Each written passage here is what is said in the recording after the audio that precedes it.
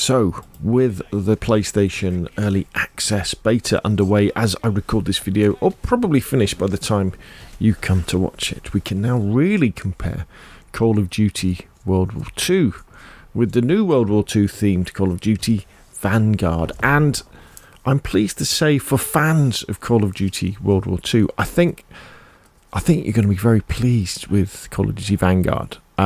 So, you may remember, and you may well have seen the videos I did about the alpha. And in the alpha, where we were just playing Champion Hill, for me, I felt that Vanguard was very much a Modern Warfare 2019 feeling game. Sure, it felt a bit like World War II, but because it's running on the Modern Warfare 2019 engine, you could mount your weapon, you could peek and creep through doors. It was very much in that vein. However, actually playing multiplayer, actually playing proper team deathmatch, domination, kill confirmed on multiplayer maps, this engine has definitely been tuned by Sledgehammer to feel very much like Call of Duty World War II. In fact, it feels like a sequel to that game, even though they're running probably on quite different engines. So what am I talking about? Well, let's talk about the guns to start off with. The guns in Vanguard feel like the guns in COD World War II. Now, I know you say, well, of course they are. It's MP40s, it's Tommy guns, it's Sten guns. They're going to feel the same. Yeah, but the guns in Modern Warfare 2019 and Black Ops Cold War, the two most recent CODs, I felt they had a little bit more weight to them, especially the SMGs. They felt they had a bit more of a thump to them when you were using them, where when you pick up the MP44 or the Sten gun in Vanguard or Call of Duty World War II, they have more of a kind of a pea shooter feel, as they're going off. They almost feel and sound like they've got silencers attached to them already. Now, this isn't necessarily a bad thing.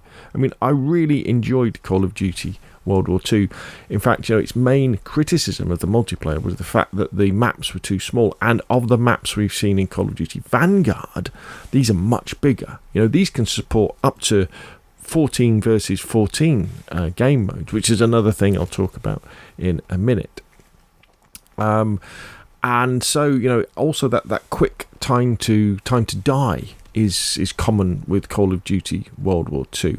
And that slightly long, sometimes time to kill feel that you get, where when you're being shot by someone, you seem to die very, very quickly, but when you're trying to shoot someone, it seems to take your entire magazine. Now that could be because it's a beta. We've got lobbies from people all over the world. Maybe the data centers they're running the beta out of are quite away from me, so I'm having lag. But that was I felt COD World War II felt like that a lot. Unless you were really bang on with hitting somebody in the head, often it felt like it was taking you longer to kill someone than they would kill you. But that can often be a Call of Duty issue.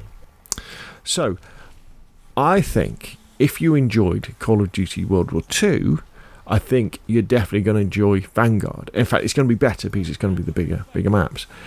If you hated Call of Duty World War II, it wasn't one of your particular favourite CODs, I'd say definitely try the betas. Make sure over the next couple of weekends, either this weekend when you watch the video, if you're watching it soon, or the weekend, I think it's the weekend beginning the 16th, 17th, where you'll have the PlayStation free beta, and then a couple of days later you have the Xbox and PC free beta. Make sure you try it out and give it a go. Now, don't make a decision straight away, and there will be obviously balance changes and a little bit of a feeling change to the game by the time it comes out on full release, but they're pretty close to the full release time of November the 5th. They're not going to be changing that many things, and you just see what you think.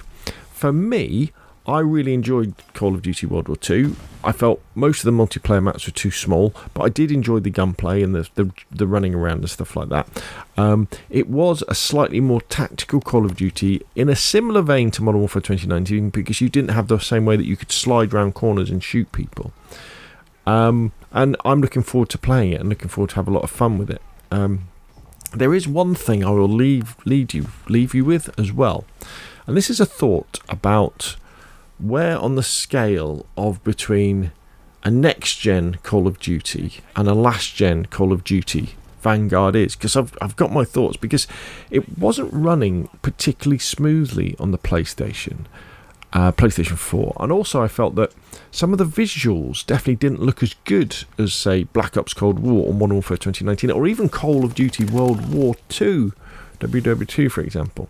And often this happens when you have a changeover of generations between Call of Duties or any game, because they need to make almost like two versions of the game, one that will run well on the old hardware and one that will run well on the new hardware. And the Call of Duty, that is especially stressful for, because they want to hit that 60 frames a second, and they want to hit that 60 frames a second.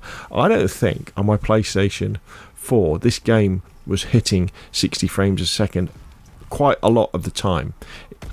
Specifically when you were watching characters running around, I felt that, it definitely felt a little bit choppy. And this could be the fact that Call of Duty Vanguard, in its development cycle over the last sort of 2-3 years, has been aimed at next gen. It's been aimed at Series S's, Series X's and PlayStation 5s. And they wouldn't have really known about the fact that when it came to this release, the amount of next-gen consoles out there would be severely restricted. There aren't that many PlayStation 5s out there. There aren't that many Xbox Series S's and Series X's. The majority of people are still on Xbox Ones and PlayStation 4s. And I don't think the developers have counted on this.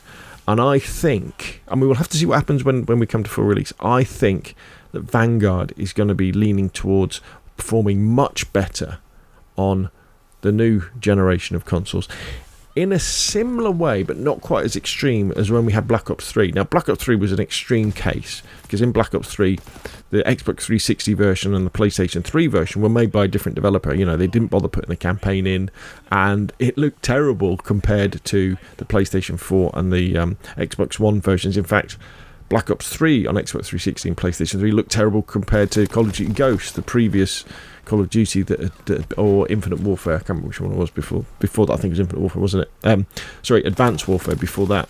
I'm not saying that Call of Duty Vanguard goes that far, but I think they might be going down that path already with this game, and we would expect next year for there to be a significant improvement to the way that the Call of Duty looks and plays on next gen, and that's when last gen really starts to fall behind. But maybe they've started to take those steps now with Vanguard. Anyway, what do you think? Get in there, play the betas, get in there on the free weekends.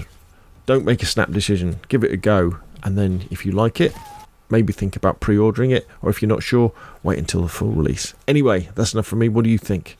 Hit like if you enjoyed the video, subscribe, want some more of the same, and I will see you again soon.